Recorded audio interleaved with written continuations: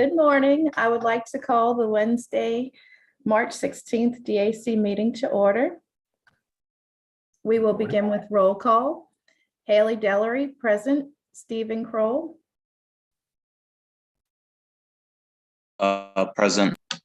Danny McElmurray.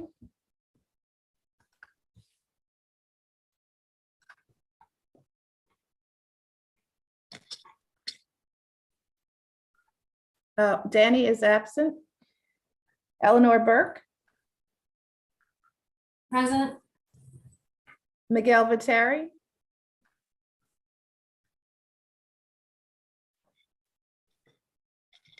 Miguel is absent. Lewis Haywood.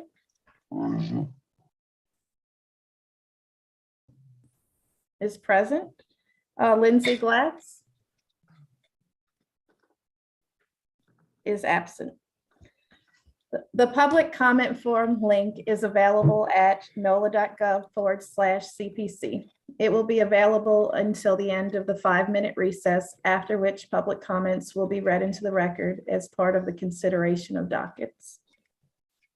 At this time, would the committee make a motion to consider the meeting minutes from the January 19th and February 16th DAC meetings? So moved.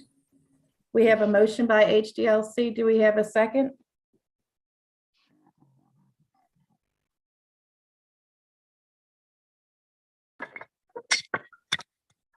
Second by CPC. And the second by CPC. All in favor? Aye. All opposed? And the motion passes. We will begin with the consideration of dockets. Item number 2 is the reconsideration of the Claiborne Cultural Innovation District. This was reviewed at the December meeting, and we deferred it to allow the applicant additional time to provide additional details. We have Austin Allen signed up to speak on behalf of the application, and Joseph is the CPC staff member. As a reminder, following the staff presentation, the applicant will have 10 minutes to present.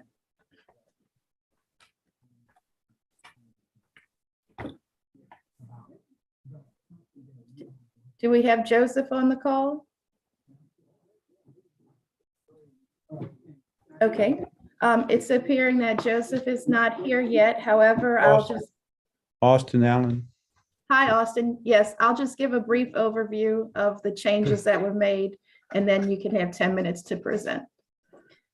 We had asked for additional details on the storage containers, the vehicular parking area, details about the playground protection as it relates to access, fencing, and inclusive design, additional details for pedestrian pathways, and additional details for the DOT installed gutters. Okay, Austin, you now have 10 minutes to present. Good morning. Glad to be here again. And I really enjoyed talking about this project because it is a big change in a lot of ways for what we're doing under the Claiborne Bridge. As you know, we have this divided into 1A and 1B, and 1A part of this project has already been approved and is moving forward towards the bid and construction part of it. If we can go to that next slide, I would.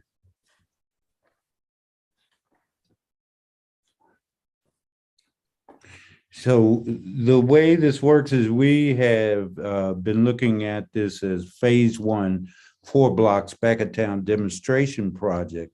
There's 19 blocks in total to the project. Actually, there's 25 when you go further to the east down to Legion Field. But for now, we talk about it in terms of these 4 areas: Garden of Moors, back at town plaza, Tambourine and Fan, and Spirit Circle. The 4-block back at town demonstration project is what we're talking about today, and we've been talking about that 400, 500, 600, and 700 block. And you'll hear me mention phase 1A, which as I said, has been approved and out to bid. Phase 1B, which is the temporary marketplace, current proposed for bid and for review, and phase 1C, which is stormwater management in the 400 block and looking at canopies under I-10. And next slide, if I may.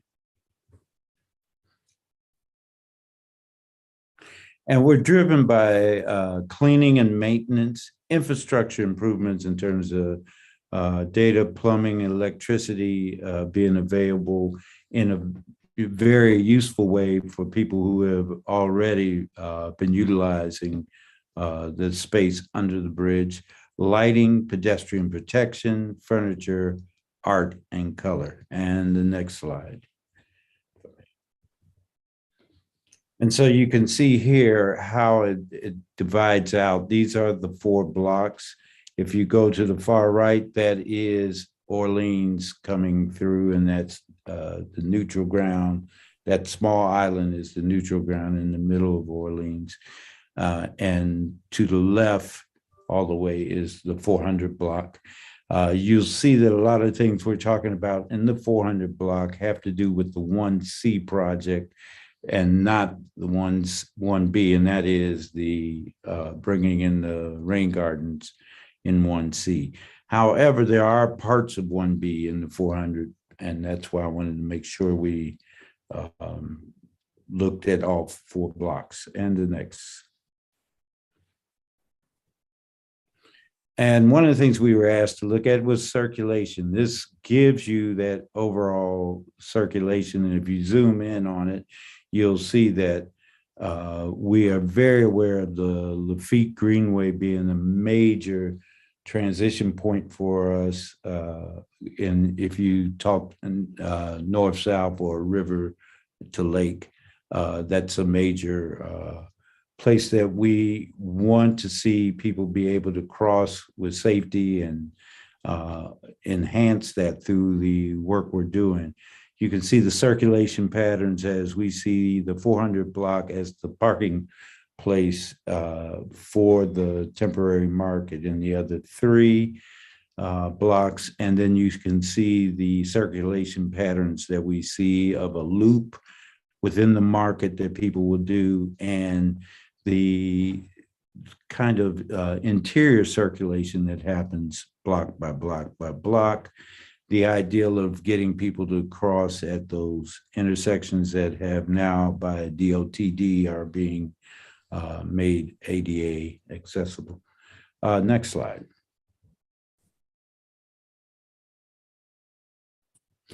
And we completed an overall master plan in 2018. As you know, this project got that early start, and now we're trying to bring everything to conclusion. But there is a master plan of all 19 blocks that dealt with the conceptual design of stormwater, green infrastructure, green space, bike, automobile parking, connections to surrounding neighborhoods, road access.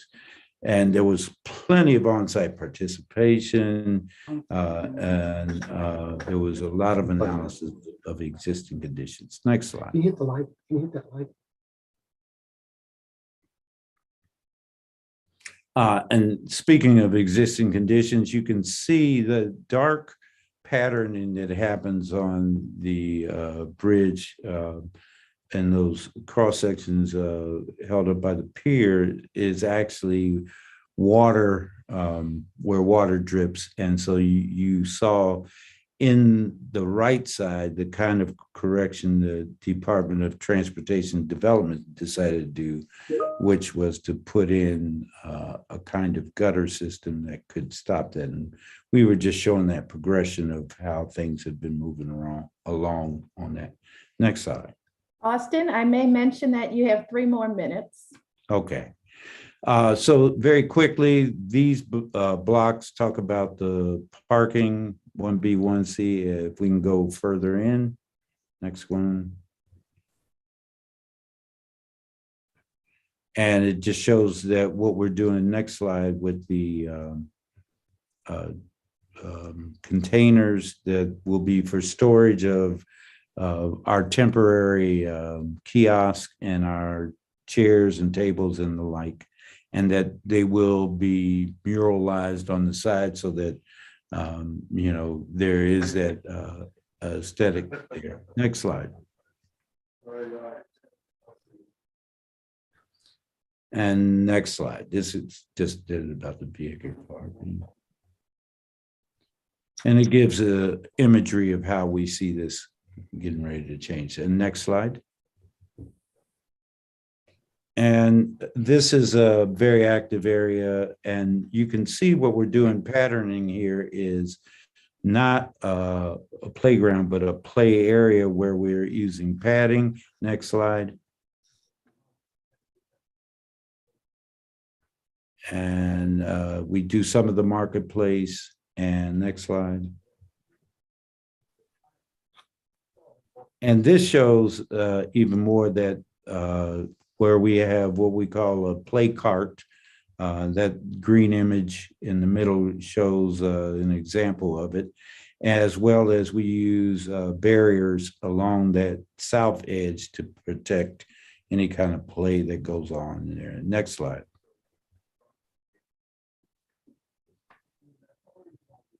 And this is our typical large vendor kiosk. And the next slide. That's the play for an 8-foot fall. Next slide.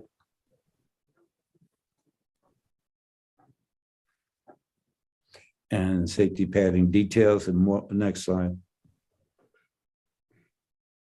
And this is for the smaller vendor kiosk. And next.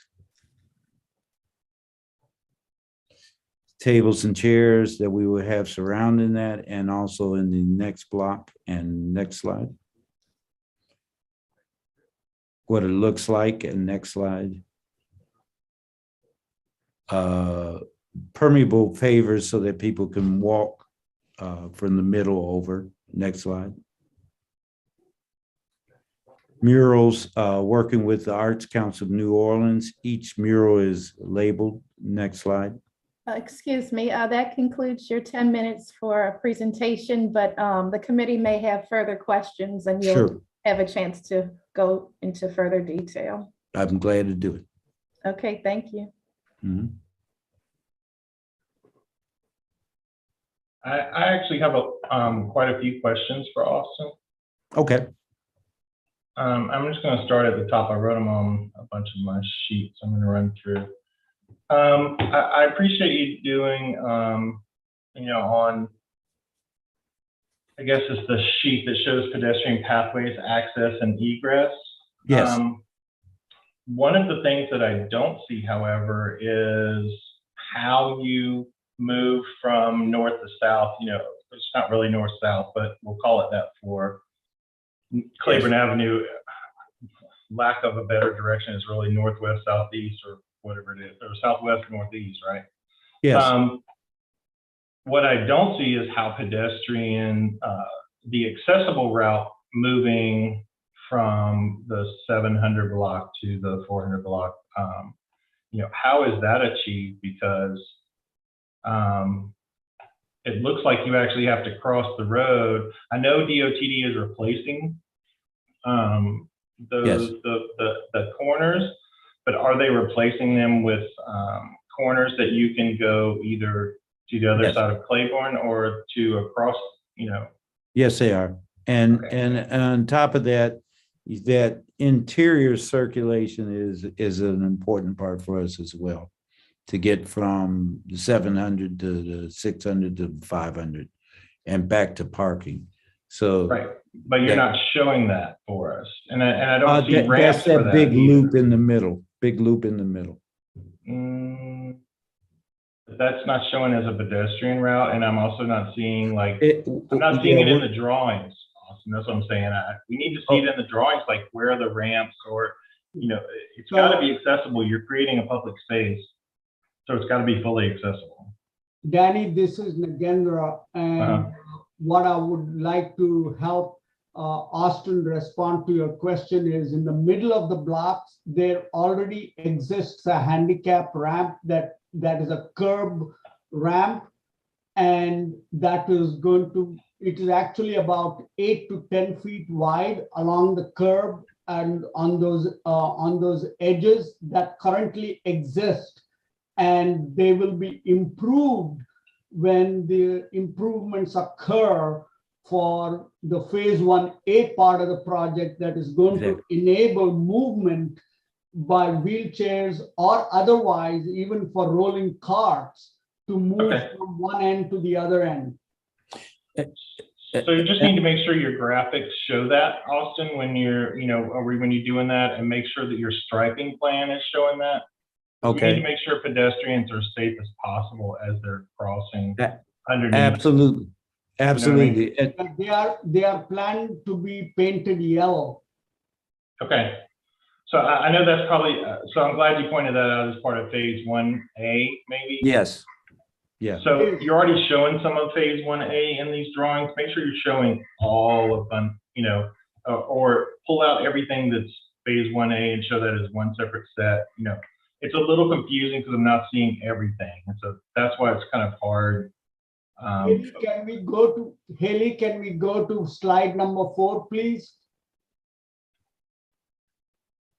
Okay, I have my cursor around there. It doesn't show here, but I'm trying to see if there is another blow-up plan of any of the blocks that might. There isn't. I know what you're talking about. The curbing's not there. I just want to be. It doesn't help for me to know that it's there physically, and I can see it in the imagery when I look at it on Google Earth, and I can drive by it because I drive by it all the time. Yeah. You got to be able to see it on the plans.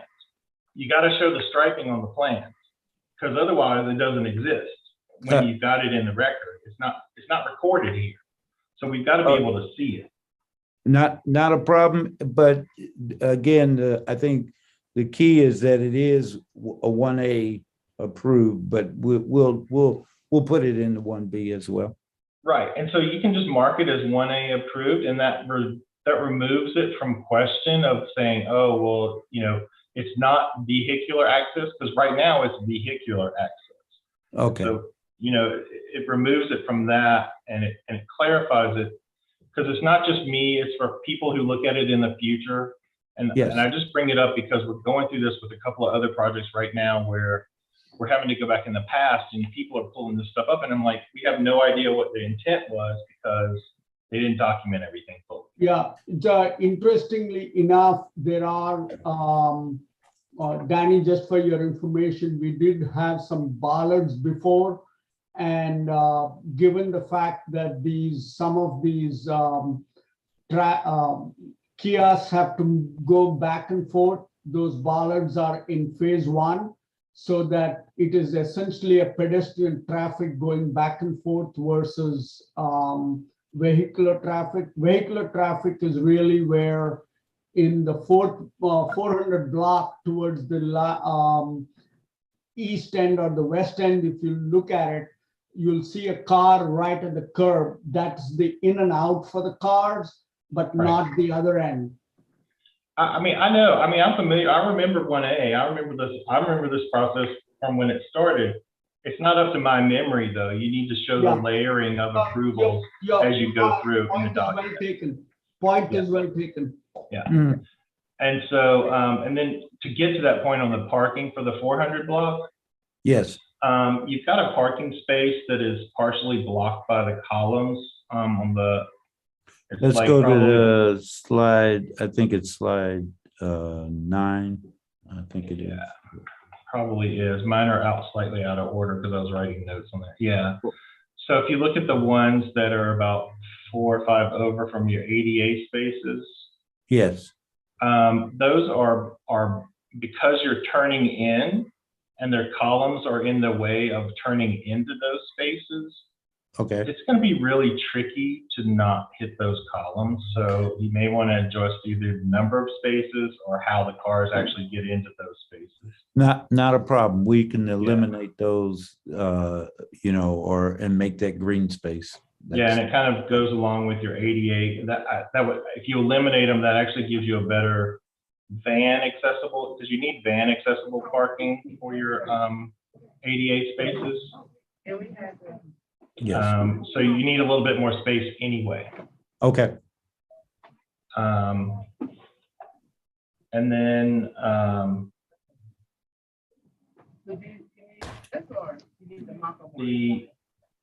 hold on, I'm skipping through, making sure I got all my notes. For, when are the rain gardens? I see, so you've got, some of them are going in as part of 1A, right? And yes, then, the other parts are going in under 1C, is that correct? yeah, 1C for 400 block. Okay. Yes. And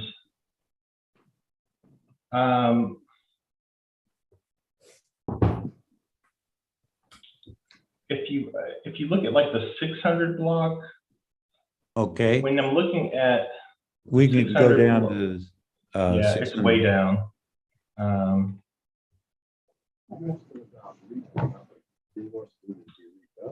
Are you going to update these plans based on what DOTD is currently doing?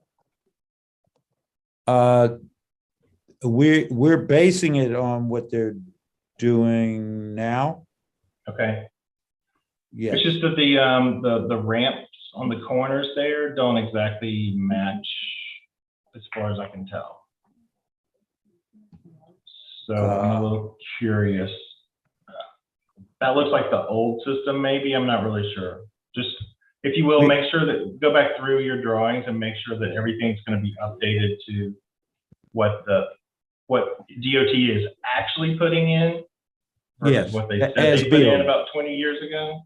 Yeah, okay, And then if you can go down to the portable stage slide. It yes, said that the stage should be no more than 2 feet off the ground. You need to make sure you also have an accessible route up to the stage. absolutely. So you need to show that on the plan and how that's going to be accommodated. Cannot put that stage in without having an accessible means to get to the stage. Now, and you do realize that that's a portable stage too. It doesn't matter. You're putting in a stage in a public place. It has Yeah. to be accessible. Not a problem. I just wanted to Yeah, clarify. I know it's portable. But, Okay, and your means of access can be portable too, but you've got to have a way of, it has to be fully accessible. okay. You cannot put in a public stage and it not be accessible. I grant. I'll go with it. Okay. Your planters, what size planters? I'm jumping ahead down to the page that says planters is probably Well, about 4 sheets down. 41. Yeah, 41, sorry. What size planters are you talking about? Is this the 44-inch planter, or are you going to put in a larger planter than that? I believe it's a large one. We had it spec'd out. It's part of 1A. And so we were showing it in this way, but it is even though it's above ground, it's part of 1A. And it's spec'd out. I think it sits kind of low, and was meant to sit low in that landscape. And if I went to the specs on 1A, I could tell you exactly. That's okay. So it's already part of 1A and we've already looked Yes. at that and approved it. Okay. Then it probably already answered my question from before. Yes, Okay, that was it. I appreciate it. Thank you, Austin. All right. Yeah, if I could just chime in, I think considering a lot of Danny's comments, I think and I'll help itemize this as the staff planner afterwards. Whatever was already approved with 1A, I think might be very helpful in the final revised drawing to denote that on plan so that we can separate what we're actually approving at the end of this design review. Okay.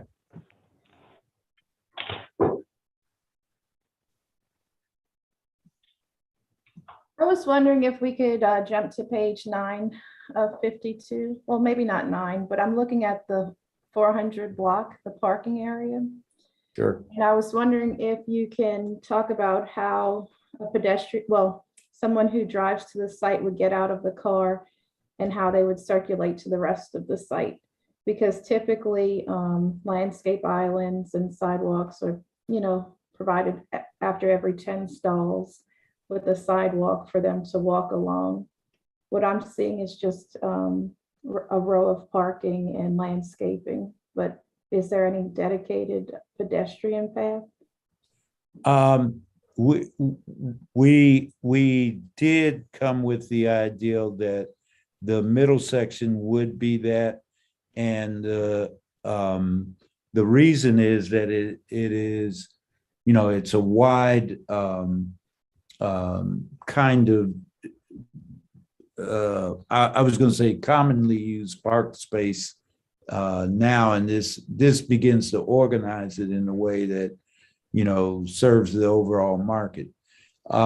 We could, and I guess in terms of the painting of it, give some designation, but no, it hadn't been the 10 on and 1 off, in terms of medians under there or neutral spaces under there. If you go to, the way we saw it was what we showed in that circulation patterning on number 5, I believe it is, number 5, which is that, there would be that common use in the middle, back and forth in terms of people utilizing the space. If in the meantime, while we are waiting for 1C to happen, where it shows rain gardens, we can absolutely show that those are pathways back and forth or even build that in to the 1C, so that just north of the parking and just south of the parking, you could put a 5-foot walkway and still do the rain gardens.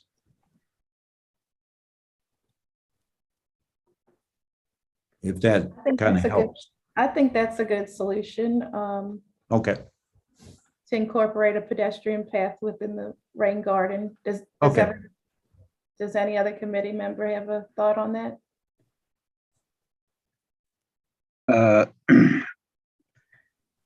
Yeah, I think that in terms of where the parking is, and this is Lewis with DPW, like your drive aisle is already constricted by those, by the supports for the expressway. And so I think you could almost pull those parking spots up to be flush with those supports. If people are agreeable to that. It does constrict your drive aisle a little bit, but it's going to be constricted to the supports anyway. I'm not really sure what the distance is between those two. But if you did that, right there, you'd have a lot of space behind it for a couple of, walkways. Either level or raised, really.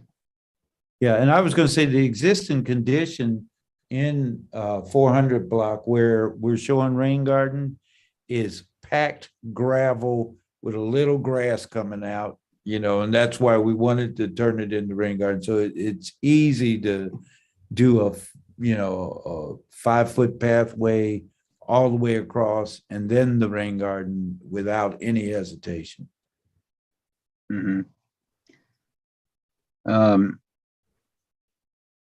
Just looking at this graphic that's on the screen now, if you could revise this, you're off, your scale is off or something's off with the copy paste that you did, and you're off about like 200 feet. once you get over to Orleans, you can see. So let's try to fit that to the area a little better so that things are lining up. Okay, I will make sure. I see And I- exactly what you mean. Okay. Yeah, I do. Okay, no problem. I thought we were closing Orleans for a second. Yeah, right. I'll make sure those line up. All righty. So my other question was about the storage units. Can we jump to what page would that be on? The storage Page units 9 are, to 12? yeah, they're back on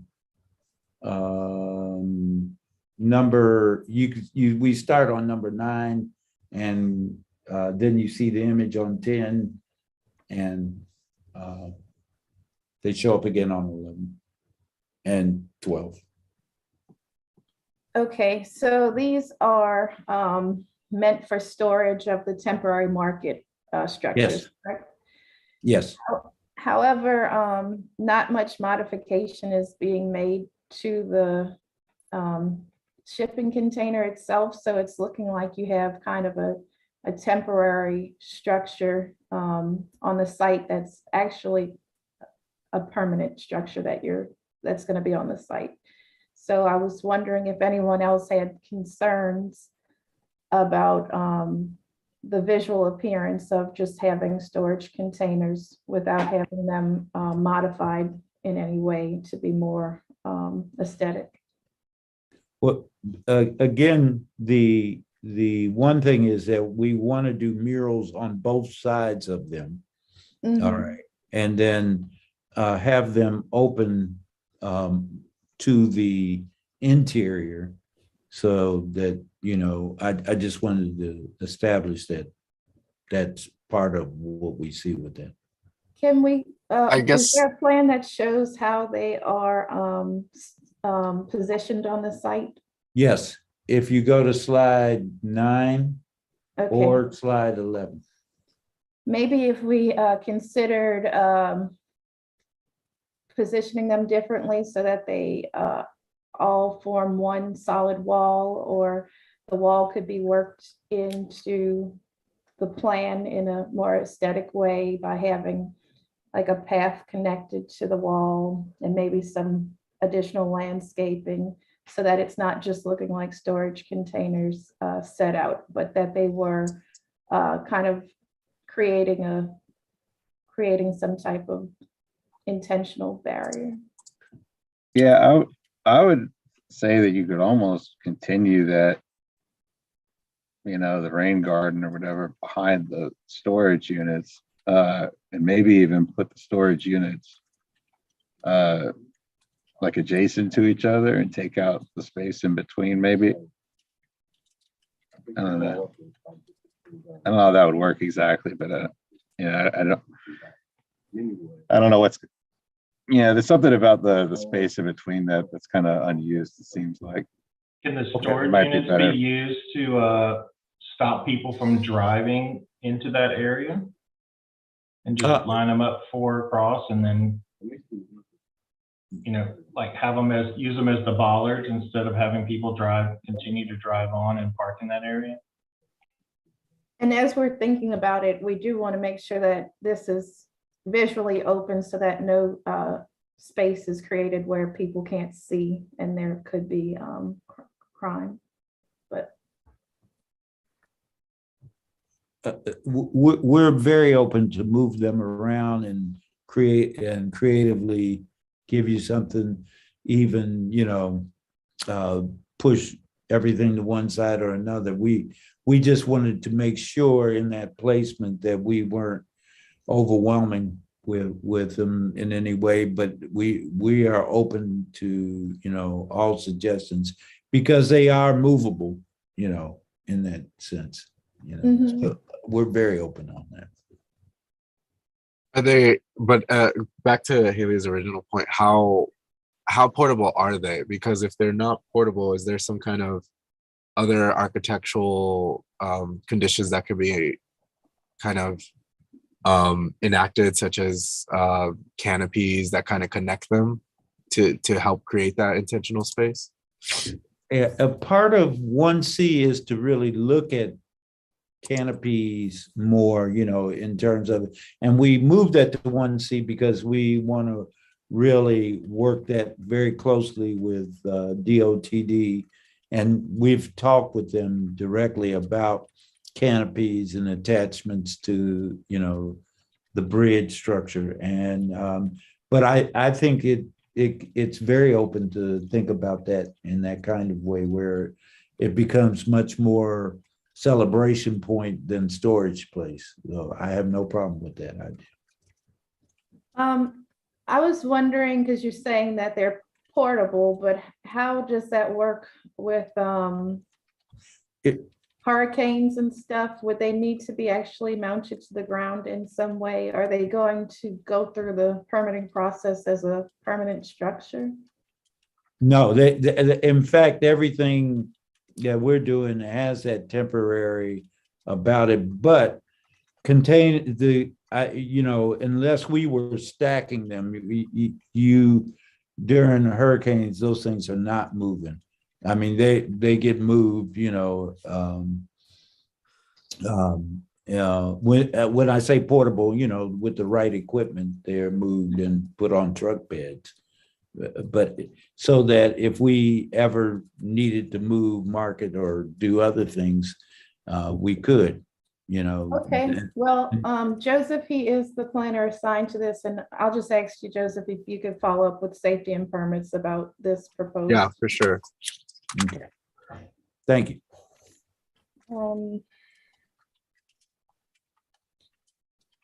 I recall when we looked at this in December, there was the overhead canopy structure, which we didn't really touch on today. Is that part of Yeah. phase 1B that we're looking at?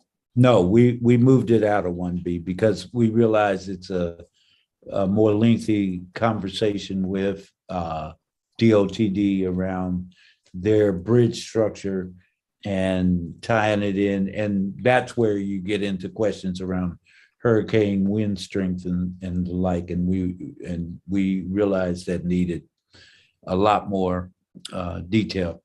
And so we've moved it to 1C. All right. Okay, so when we stamp these plans, we'll just be very clear about what things we're reviewing, because Absolutely. things have changed. Okay. Yes. All right. So is there any further committee discussion on this one? Okay. We will make a motion after we do our 5-minute recess, Austin. We just have Okay, one. and I appreciate the committee's comments. Thank you so Okay. much. Thank Okay. you. All right. All righty. The third item on today's agenda is consideration of what is now design review docket 00621. But I'll just make a note that we accepted this as a design review application, but it's actually going to become a conditional use application. It will still require DAC review. So we're just going to roll these comments into the conditional use application. And the conditional use application will be, because this is a commercial use over 10,000 square feet. Today, we're just looking at the site plan because this is within a full control Faubourg-Marigny Local Historic District. We have Dan Ackerley signed up to speak on behalf of this application, and Joseph Colon is the CPC staff member. Joseph has already given the applicant initial design guidance. So Joseph, you can take it from here, and then Dan, you will have 10 minutes. Yep, so this is for a 4-story hotel on the corners of Colorado, South Rampart, and Columbus Street. It's currently a vacant lot, and it is exciting that something will be going here, as I do live in the neighborhood, and can say that they meet a lot of most of the base zoning requirements and other general standards of applicability. The ones they don't meet can likely be met in terms of permeable open space, providing bicycle parking spaces, as it's a fairly compliant design. And as we all know, this is mostly for site plan review, as this is within a full control HDLC district. Okay, thank you, Joseph. Dan, you now have 10 minutes. Sure. If you could switch to the following slide, the next slide, please.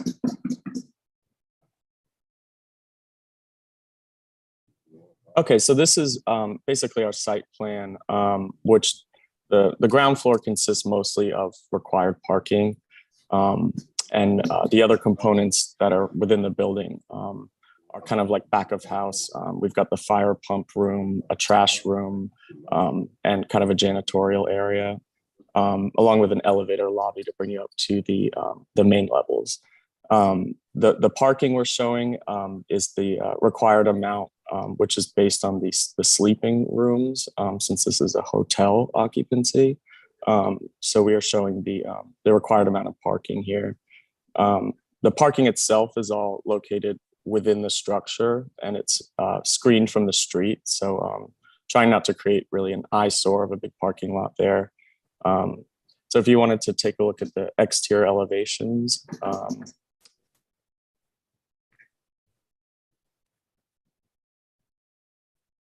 we show on the ground floor some large metal screens that help screen the parking area and provide some fresh air for that.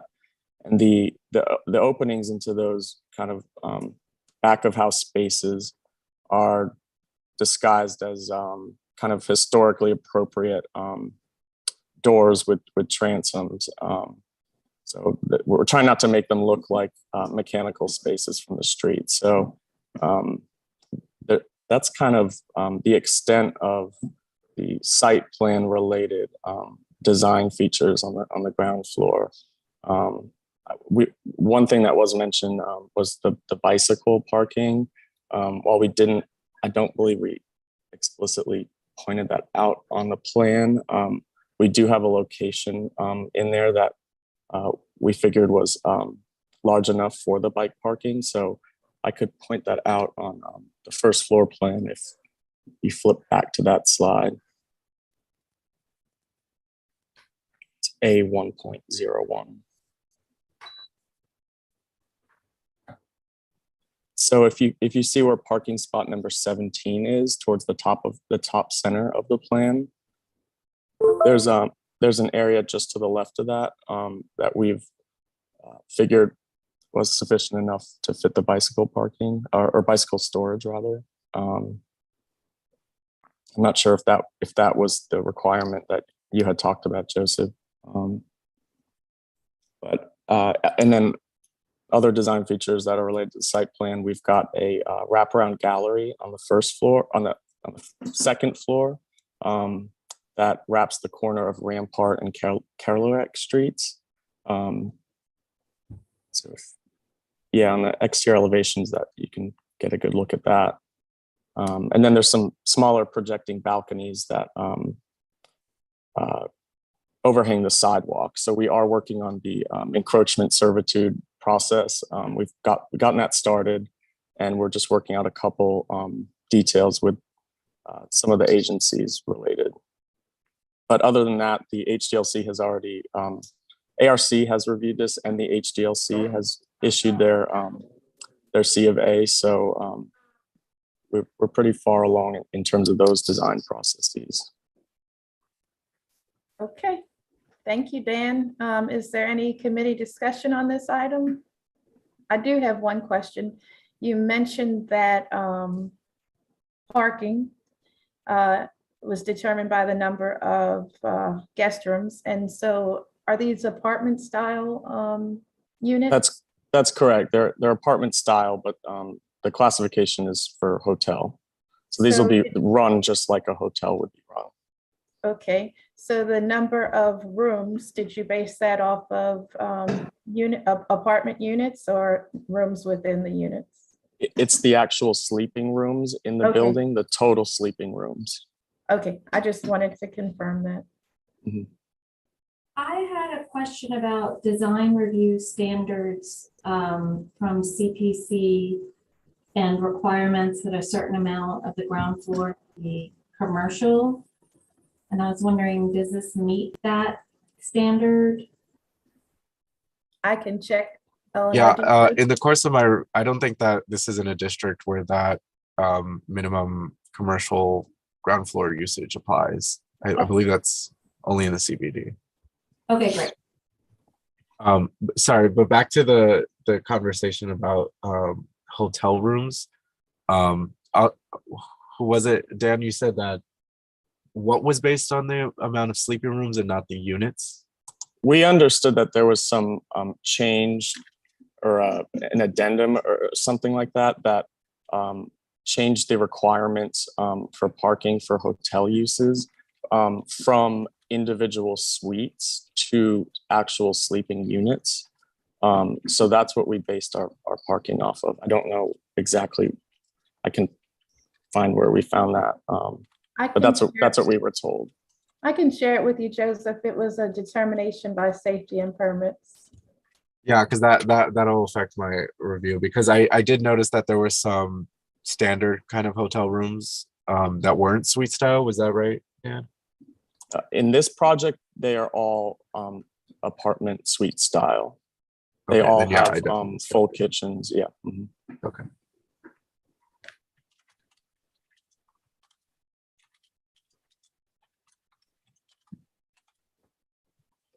What kind of so in terms of the materiality and color, what can we expect from this project?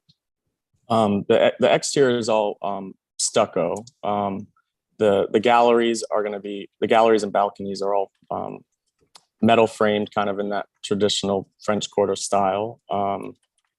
Same with the railings on those. Those are all going to be metal. So it's a combination of simple stucco facade and decorative metal accents. And in And terms the color, it's not something that we've decided on yet. I'm not sure if that's something we need to give to you, but if it is, we'll explore some options. yeah, I mean, color elevations are usually required. It's definitely up to HDLC, but I think we can always embrace the vibrancy of New Orleans color palettes. The HDLC doesn't regulate color. So that's not something we deal with on our end. Yeah, and we're kind of like unsure about what to for this review. We didn't think we needed to supply all that because we understood this was for the site plan review only. But if it is required, we can. No, that's correct, and we are okay. looking at the site plan. Okay, but we'd be happy to send you guys whatever colors they're thinking of using or whatever we suggest.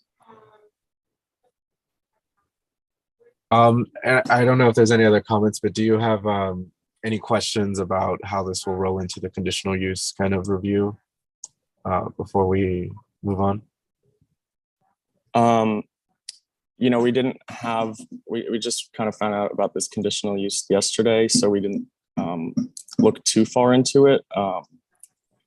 So we're not exactly sure what the provisos would be for that conditional use just yet. Okay, well, we will work with you outside of this meeting, and we'll help you through that process. Okay, great. Is there any further committee discussion? Yes. Okay, hey, Louis.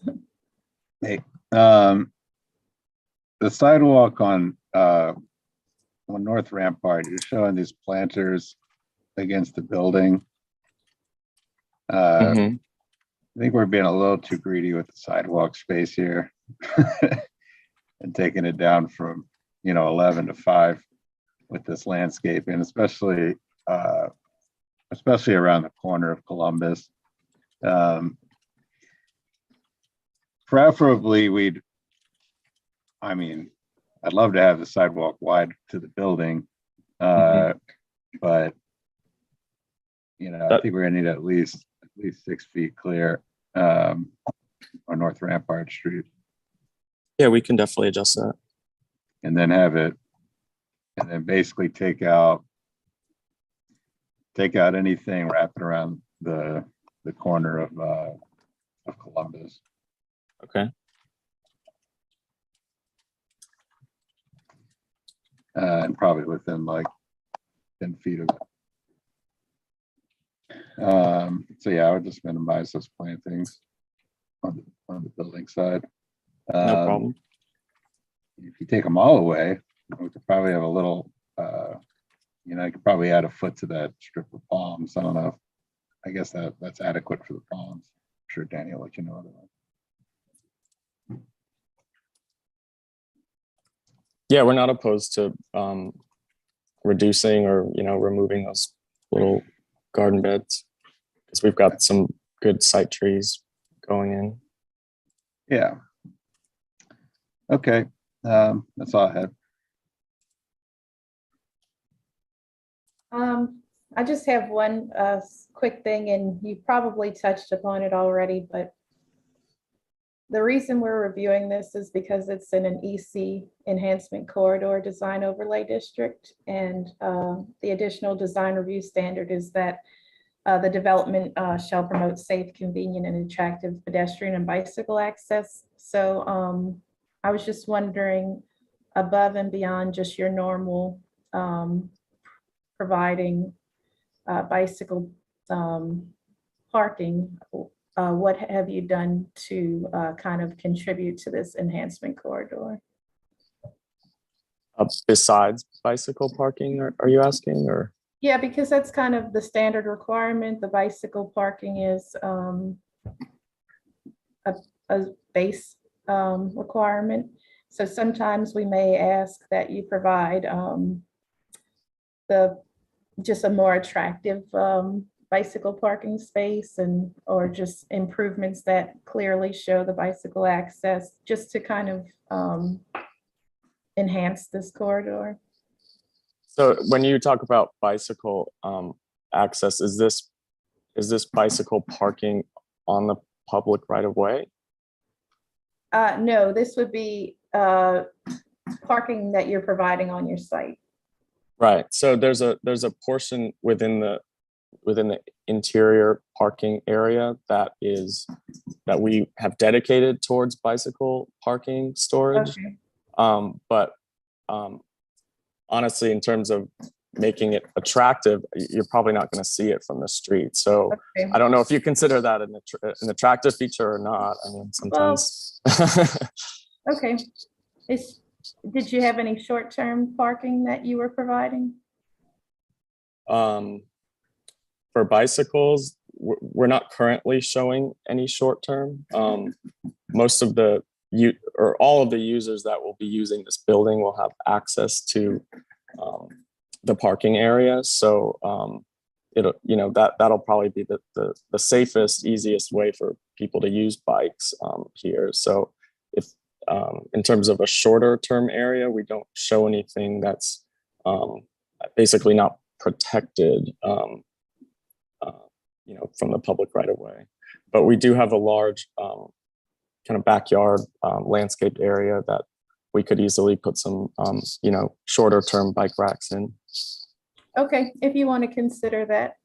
Yeah, and to buttress Haley's point, one, as it relates to the bike parking in the parking area, the CZO, helps people with this, as, if it's not visible, it should, have signs and kind of a, non, to use their same word, attractive kind of entry that's clear and that doesn't make someone feel like they're going in a dark corner kind of thing. Mm-hmm. First of all, lighting as part of that strategy. So we can deal with that, as we move forward with this. But, the other two points that aren't related to bike parking would definitely be how because I evaluated this and felt that you met it, but since the question is being brought up, like, how would you say compact neighborhood centers are being created, and how the development ensures compatibility between commercial uses and surrounding residential areas? Okay. Yeah, I mean, in terms of the commercial use of the building, it's all dedicated towards the hotel suites. So, I mean, honestly, the general public probably won't be using this unless they're have some type of relationship towards, either renting a room or visiting someone that's renting a room. Just because there's no, I guess, commercial component here. But I guess in terms of design, the gallery is something that will speak to a lot of neighboring, interesting buildings. So that creates some cover along the public right of way that is always useful for everyone. Quick cover when it's raining, or stay out of the sun. So that's one of, I guess, the features that would kind of enhance the public quality of life. I have a question. Obviously we have a bike lane on North Rampart. There's no parking access, no passenger zone or anything there. How is the hotel intending to, is there a face of this hotel, like any kind of vehicular access, taxis, all that stuff? Basically, if people start using that stuff on North Rampart, which I'm sure they will, we're going to end up having to put, some kind of bike lane protection on there to stop that, so people aren't, sitting in Ubers or whatever, waiting on North Rampart. So is the, how is this building facing Telerex Street? And is there any visibility into the building? Is there any, what's the interaction between the lobby and Telerex Street? Because that's eventually where we're going to have to force all this all this vehicular coming and goings here. So there's a stair that empties out onto Telerex. So some users that choose to exit the building on that street can do so at that door. You can also get there from the elevator lobby. But my understanding is most people will probably be waiting outside under the gallery, to try and locate their rides, Ubers, taxis, whatever it be. So, what is, okay, but, like any hotel is going to be asking us for, a passenger zone, some kind of thing, so that people aren't, parked in front of your door all day. So, I'll ask planning this, is this going to be part of the conditional use process? How, and I guess the only question is, does the building, do y'all think the building design is sufficient to address that issue? Or are you going to end up with, it kind of feeling a little illogical? Is the whole thing or, I don't even really see a lobby on here. Is it like on the second floor or something? Yeah, the check-in lobby is on the second floor. So, okay. So there's not really any staff on the first floor at all. That's correct. Okay. All right. Yeah, the way that the tenant who would be operating the building that has dealt with a couple other buildings with this owner. They do a lot of things by coded access and keypads. Okay. All right. All right. Well, I'll leave that to the conditional use thing. So whoever's in the conditional use, just know that the city's going to need some protection on that bike lane, probably. Okay. So if you want to include that somehow in the conditional use, yeah, that'd be nice.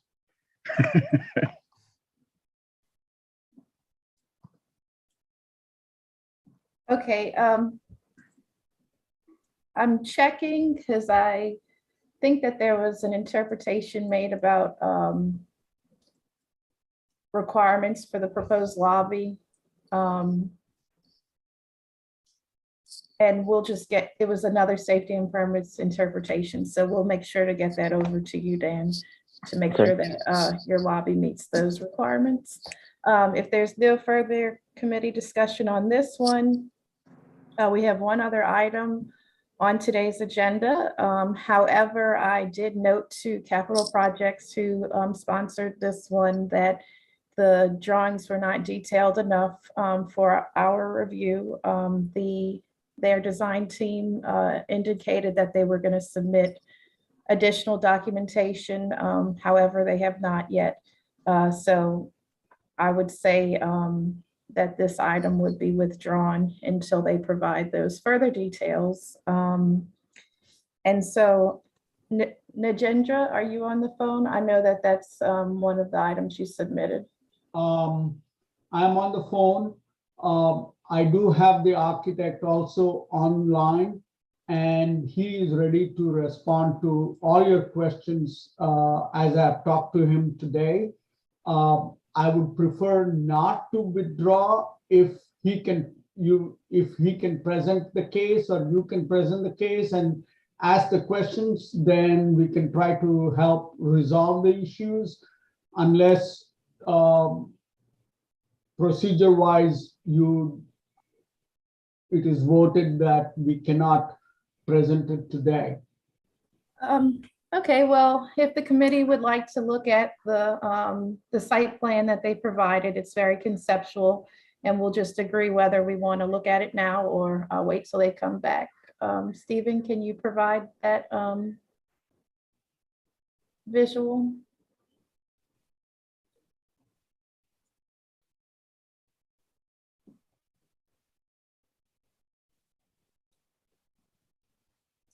Okay, so this is just an overview of Skelly Rupp Stadium within Berman Park, and it's showing that it's just conceptually showing the renovation proposed. However, we don't have any further images to show what we're actually considering. So would you prefer the architect to explain what is happening, or would you prefer for me to explain it? What would you prefer? at this time, would the committee make a motion whether they want to consider this or bring it back at a later time?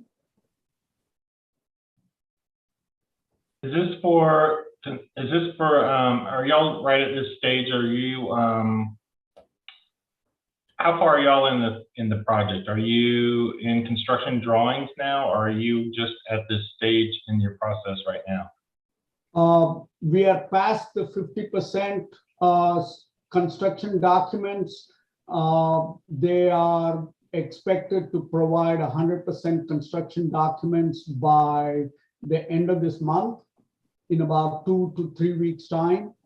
And just to sort of give you an overarching thing, there are no new construction on this project. It is essentially taken an abandoned facility and refurbishing it for its new use.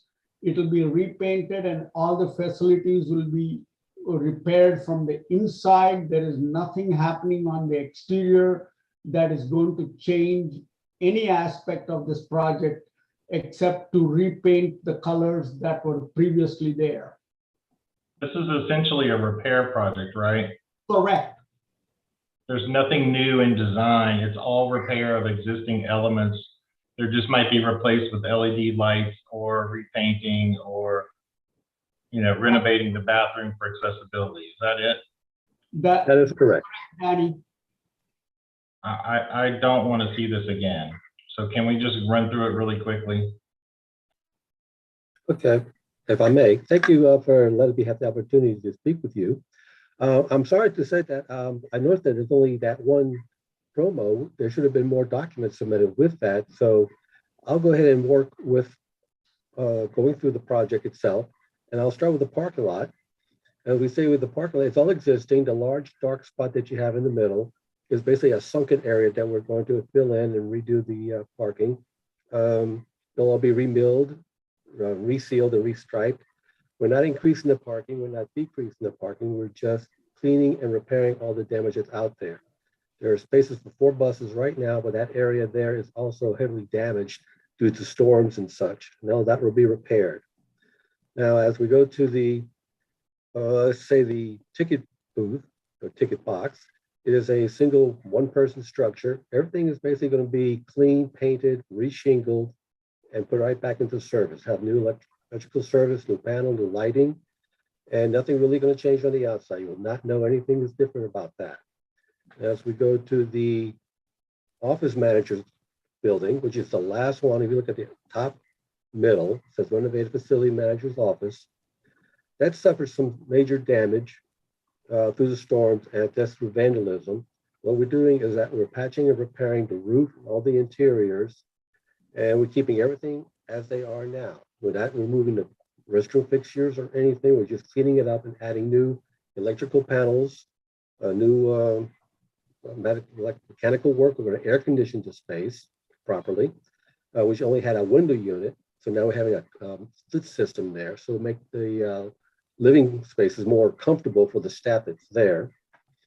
And we make it more ADA compliant, at least in terms of coming into and leaving the back. But the restrooms themselves, since it will be a private restroom and not open to the public, it will remain just as it is, with just a sink, toilet, and shower space.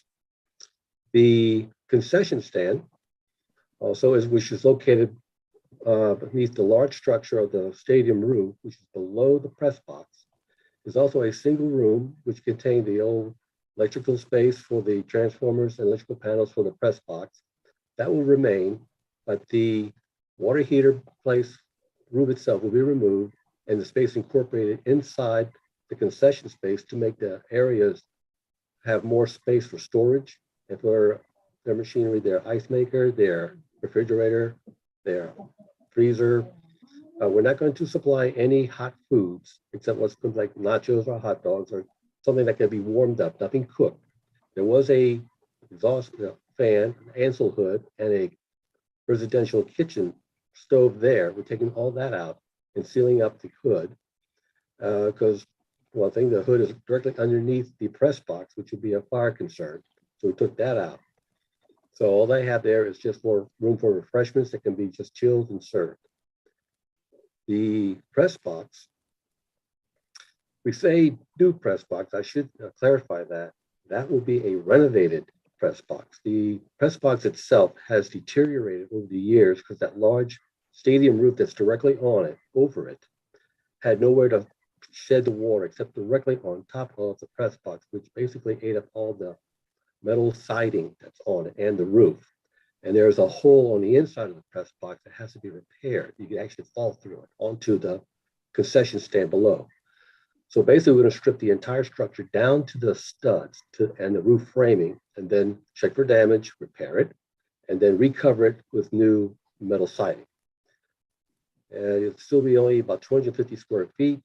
We're just going to trim down the existing millwork. We're not throwing anything away. We're going to redo everything and patch and repair it. We're going to have the windows remade, and we're going to have 3 new rolling countertops, service shutters on top of that to protect the inside during inclement weather and when it's off season. The restrooms, they are existing. We are not going to include any more fixtures because we don't have the space for it. Right now, the 2 wings, you'll see renovated restrooms. They are built back in 1986, which didn't have much of an ANSI rating except for what they had at the time, which was minimal for accessibility. So we're going to, let me add that each restroom, the men and women's are joined at 1 wing, and there's 2 wings. They are back to back. There are 2 water closets per facility, men and women, and plus 2 urinal troughs for the men and hand sinks with paper towel dispensers and such. We're keeping all of that. We're taking anything out. We're going to take the 2 toilet rooms, the 2 water closets, and we're going to revamp that space to be more accessible. They're too tight to put a chair inside. So we're going to make them totally ADA compliant for both of them. And of course, the roofs on both structures have suffered major damage through the years, and their water is leaking inside, it's open to air. So we have to patch and repair all the structure that's been damaged and then come back and put in new structure where we need it, and then reshingle it with new impact resistant shingles. The ball field itself, there's 2 dugouts, of course, on the home side and the visitor side. They're basically in good condition, but they also have suffered We're not going to do much renovation to them. Just take up the metal roof, clean everything on the inside, and put the metal roof back and make it more comfortable for the ball players. One of the dugouts has suffered some structural damage that we can patch and repair quite easily. The ball field is all grass and irrigated, but we're going to take all that out and put in new astroturf on the infield and outfield. The fencing, we're going to have to clean out or all around it because during the years, the vegetation has overgrown everything around it. So we're going to have to do everything we can to clean all that out to make it a more presentable site. And the score box, which is way back, that will be updated to be wireless to transmit back into the press box. And at this point, that's about everything we've met, but we did work with Mr. Randall Gaither regarding the stormwater management. And he so far has approved what we have given to him so far. I state that we worked with him, gave him all the calculations that he requested, and everything appears that any damage to the site can still drain, we can repair, and we can still drain the water safely and properly to the ditches that are falling over to the west and east side of the street. We will add 2 storm basins for rainwater at the green areas facing Vespasian Boulevard, as per his request. Now, we worked with Mr. Brian before regarding the restroom issue, saying we don't have the funds to increase the restroom fixture count. So as long as we could upgrade or update the accessibility to the units themselves and just repair what we have, he was willing to let that be passed for meeting the fixture count for the public. Is there any? I'll take questions now.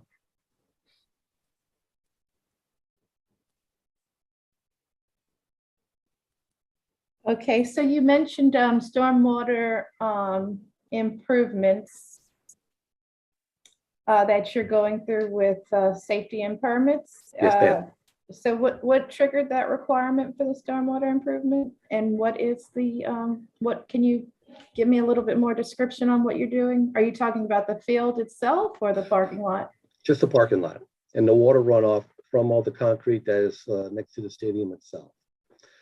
The stormwater came up because other previous locations were having stormwater issues, and we wanted to meet this one. So we had Mr. Gaither look at the site and had our civil engineer work with him, and they determined the best course of action for us to do. But since everything drained off pretty well, we just had to patch and repair our interior concrete around the stadium, and the water drainage was still adequate to be turned into the ditches surrounding the site. Of course, they had to be cleaned out, but the ditches that are surrounded are adequate to have the water flow away from the building without inundating it. So, Okay. So you're not, are you making modifications? Oh, so you're just patching and repairing the parking lot and Yes, we changing the bus drop off and ADA. So you're restriping and patching and so far, adding a little stormwater upgrade. yes, ma'am. We're making sure that the stormwater management is corrected in this area.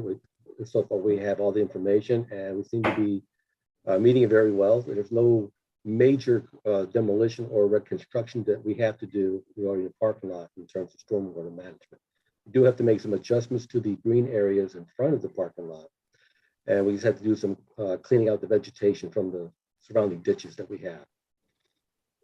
So some landscaping. We don't have much landscaping to add to this, nor does not have the manpower to do landscaping upkeep. So we try to keep it to a minimum. Okay.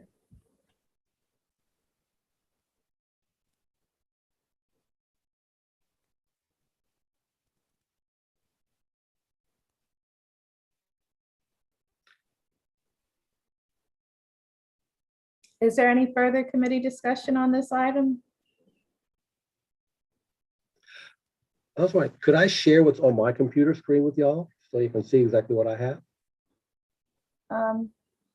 If the committee would like to see it, if not, is there any further committee discussion? Okay. Hearing none, we'll move to this item after the recess. So that concludes the presentation of dockets. We will now recess for 5 minutes and reconvene at 11:20 and consider the dockets. Thank you. Thank you for this time.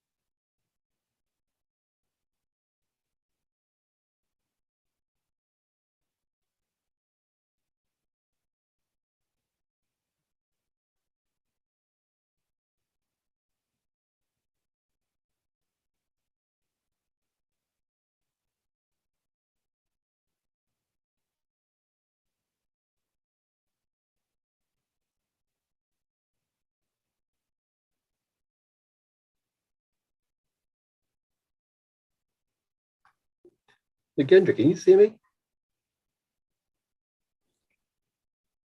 What is that? I was talking to Nagendra. I thought, so we were still on. You can call me on the phone. You can mute yourself and call me on the phone, Alfonso. Okay, thank you. I'll detach. Alrighty, the digital public comment form link is now closed. We will begin with the consideration of dockets, including the public comment portion of the meeting. Stephen, have we received any public comments? No public comments, no. Okay, thank you. So now we can begin with the consideration of dockets. At this time, would the committee make a motion for item number 2 on today's agenda for the Claiborne Cultural Overpass, Phase 1B?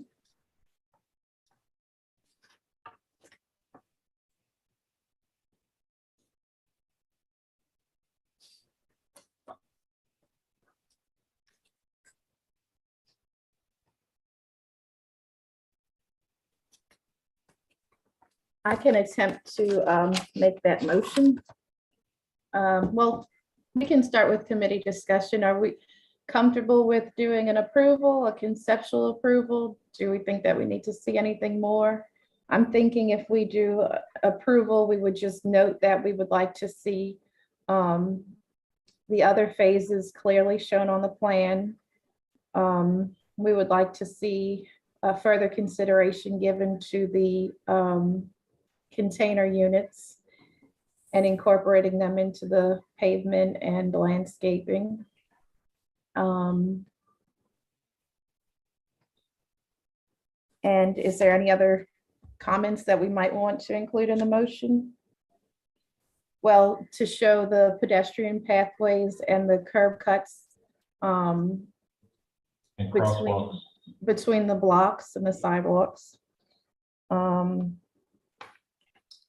Especially those 10-foot curb cuts.